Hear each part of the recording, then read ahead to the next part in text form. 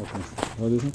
So the hatchway door needs to be replaced. This side of the door, the hinge is broken and no longer works. Okay. The doors are rusted.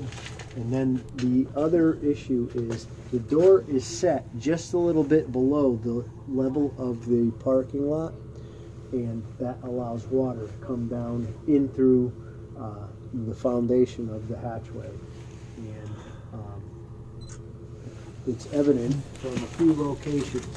So you can see right here, if you step up one step, just watch your head, you'll see it's wet right there. Oh yeah. All right. And you'll see that there's evidence of water that has come down, and you'll see that it's right there. Okay. So water does actively make it down these stairs. Okay. Okay. So now the next. We talked about the efflorescence, and all around the foundation you can see that there's efflorescence all around. So it's very water damage. Yeah, so it's very important that if you decide to invest in this property, that you manage the drains from the roof. So all of those downspouts, get those so the water runs away from the foundation. Okay. Because just the fact that the parking lot slopes towards the home, and that the downspouts dump right at the corners of the home, it's adding the water to the basement. Okay. Right? So if you can manage that water away, it'll help reduce the amount of moisture that you see in the basement. And you can tell that there is moisture penetration here. You'll see it by the rust on the waste pipes. There's rust on the support columns. So these were support columns that were put in after the fact to help support the house. And this is why the floor sagged. And we'll get to that in a minute. But you'll see that the bottoms of the columns are all rusted. Okay? Yeah. So as we walk along here, the first indication that I noted there may be insect damage is up here in the corner. And the wood is rotted at a minimum. It's hard to determine if there's active insect damage. I didn't see any activity, but I definitely see the damage. WDO. So, when you get here, you can see it better. So if you see that, that's all rotted wood. Okay. And it looks like there's old insect tunnels back there that go through the wood. Okay. All right. So I think that's why they boarded these windows off, was to try and keep the water that was coming down the driveway, because these windows are at driveway level. That one's actually below driveway level. Okay. So the water is an issue on those. So I started watching these joists, and one of the things that I noticed with these joists is these joists are notched right here. Okay. And they have a fairly large notch, which makes them susceptible to weakening. So I took a few pictures of them, but pretty much all of the joists along this edge have been notched, and it's a practice that we don't follow today. Maybe back 100 years ago, it was a practice that they followed, but not today. Mm. So you have a single hot water heater that feeds the entire set of apartments, all 5 of them. It's a 75-gallon hot water heater fired by gas, and as I told you before, the water upstairs is extremely hot. Yeah. And the reason being is there's no mixing valve between the hot and cold side on Okay. the hot water heater. So that's something simple enough that can be installed. If you have a plumber mixing come valve. over. Okay. With a gas appliance, it has to be maintained at a minimum of every 2 years. So with the date on this, I'm going to look the serial number up to confirm what the date is. Okay. And then we'll be able to determine, has it been in place 1 year or 2 year. Either way, I'm going to recommend maintenance and recommend that a mixing valve be installed there, because for the little children that are in the building, it's a scalding hazard. Okay. Okay. The next thing that'll bring your attention to heavy moisture in this basement is if you look at this gas pipe, you'll see that it's blistered and it's getting a lot of rust. So one of the things I would recommend is for all of the metal piping down here, the steel piping, not the copper but the steel, getting it painted with a Rust-Oleum type of paint. to help minimize the advancement of any of the oxidation and to maintain the integrity of the pipe. Because if you look at this, this is fairly corroded right here. This one may need to be replaced. Yeah. So that'll have to be evaluated by the plumber. All right. Here you have evidence of current water leaking into the basement. Okay. And there's a number of areas around the perimeter that happens. When we moved over here, I was looking for more evidence of water intrusion. I see a bee's nest, that's about it. And they blocked that window off. So the frame around here is rotted, so that makes an avenue for insects to get into the rest of the frame of the home. No problem. All right, thank you. So Yes, I know. this siding, I mean this insulation that you're seeing hanging here, the insulation has the paper facing out, and it should be flipped around, paper facing in, because with the paper visible makes it a fire hazard. Okay. It should be flipped around or the paper removed. So there's a couple of options for handling that. This is the main water service entrance right here, and this are your main water shutoff valves. Okay. These are older style gate valves, and they have indications of slow leaking from the past. So you may want to update those to a ball type valve, so there's a more positive shutoff in case there's a water leak. Okay. Okay. And you'll note on the back side of the water pipe and on the front side of the water pipe, there's electrical grounding cables, and that's a requirement today to ground the electrical system. And both sides of the water meter, and this is set up, and the size of the cable is adequate, so that's set up correctly. Okay. Here's your main gas meter. It was installed in 2012. This is the responsibility of the gas company. The one thing that I'm kind of concerned about this gas meter is it doesn't have a bracket attaching it to any of the structure. It's leaning, its weight is on that pipe right there, and that pipe is susceptible to rust. You can see that it's blistering and everything. So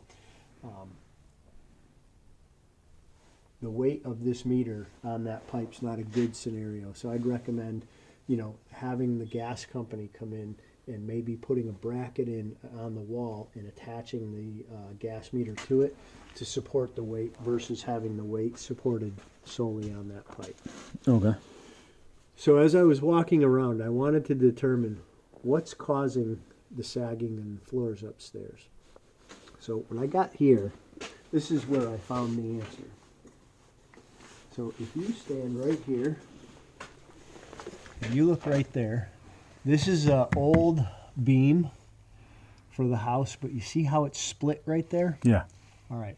So that's an indication of a structural issue, and I'm going to recommend that a structural engineer come in and evaluate the support system on the building, because I noted on all of the floors that the floors were sagging, and this column is not only split, it's leaning. So that's telling me that it's taking a significant amount of weight from the home.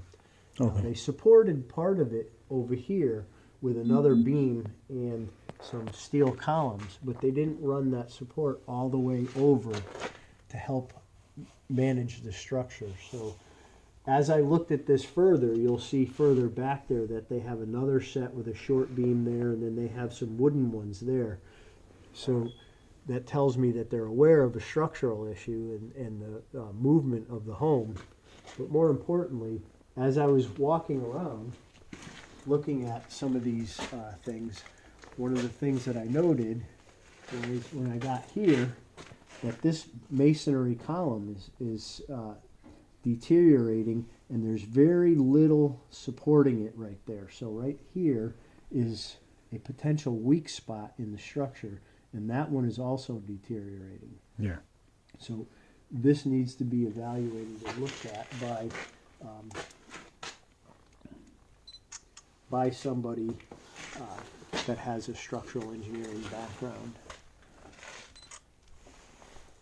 So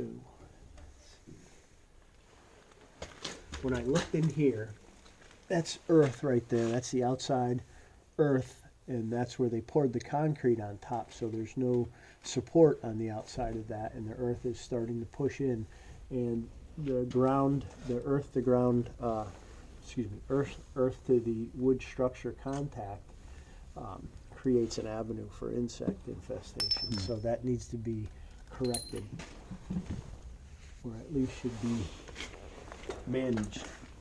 So you'll see that there are, continual spots of water infiltration. So I've tried to look and and here's another spot where you'll see that the beam is also split, and it's split way back. So a large portion of its load carrying capacity has been diminished. So a structural engineer will come in and give you an idea what it would take to re-support this and what would be necessary, so that way it'll support the load of the home. Okay.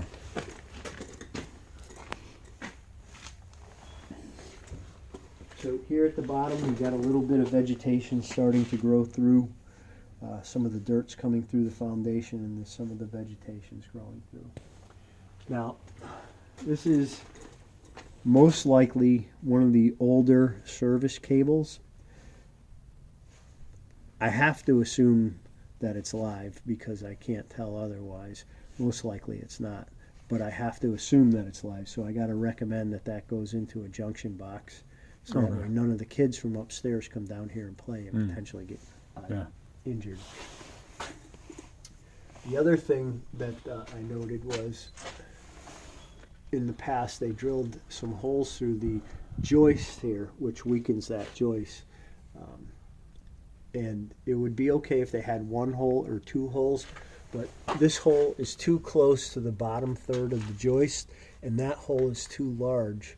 So with them being next to each other and then a third one in between them, that significantly weakens the ability of the joist to carry the load.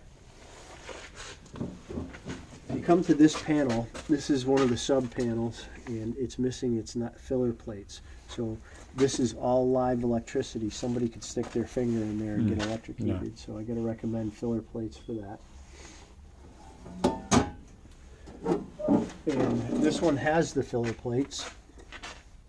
So I pulled both box covers off, took pictures inside.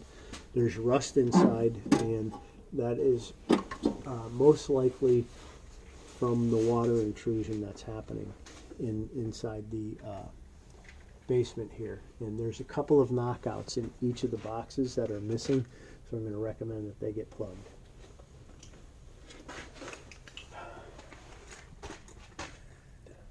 So all around these window frames, I've noted areas where there has been some deterioration of the wood, and you'll see that there's some vegetation back there, so that's telling me the earth is pushing its way through. So that, along with that, brings water infiltration, as you can see the efflorescence here on the foundation wall.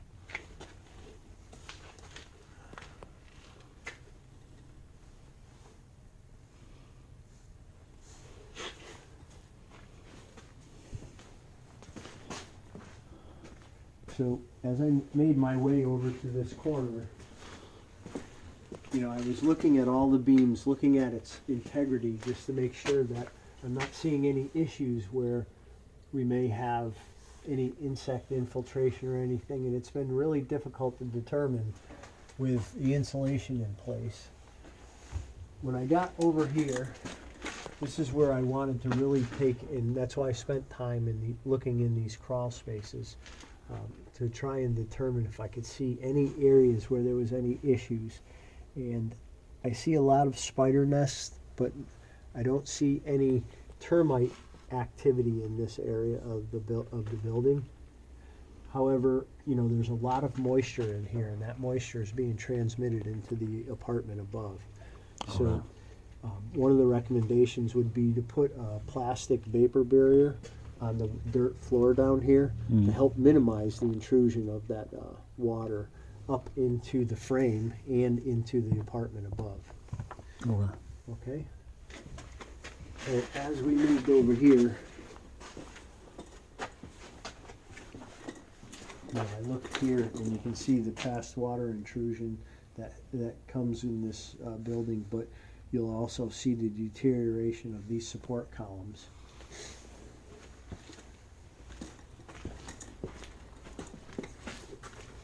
And let's see, was there anything I wanted to show you over here?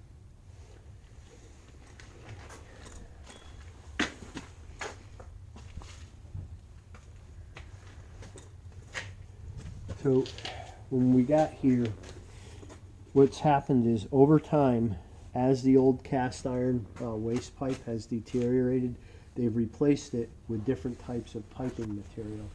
And then they have a patch right here, and you can see the patch is bulging. So that is a candidate for a failure in the future. See how this one is not bulging, Okay.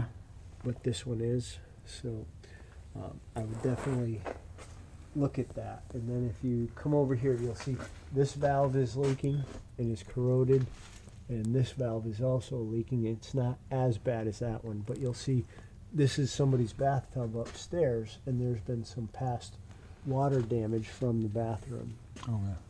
So remember when I said I saw that toilet and I saw the back of the floor? So this is typically what you see when the toilet leaks. All right.